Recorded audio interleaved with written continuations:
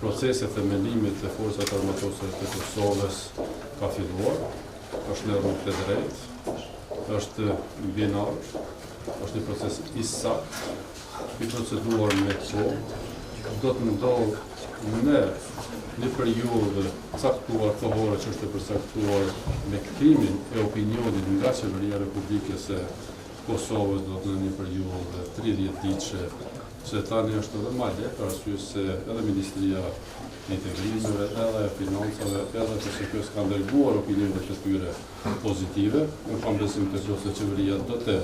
procedoj, prandaj nuk është ndonjë problematikë apo të lashë në këtë proces procedural, por as përmbajtësor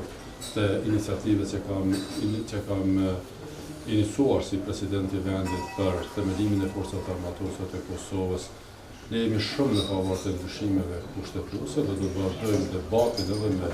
serbët, edhe me shoqërinë civile, edhe me mediat, edhe me gjithë spektrin politik dhe shoqëror të Republikës së Kosovës, por do të vazhdojmë të punojmë paralelisht edhe në procesin e projekt ligjit, dhe nëse në vërtet do të vonohen serbët, atëherë do të vazhdojmë sipas projekt ligjit. Është më rëndësishme është ndërtuar një konsensus i gjerë shoqëror, qytetar, politik dhe institucional si kur ndonjëherë më parë, prandaj është një proces i pandalshëm, i pakyeshëm dhe do të ndodhë tani.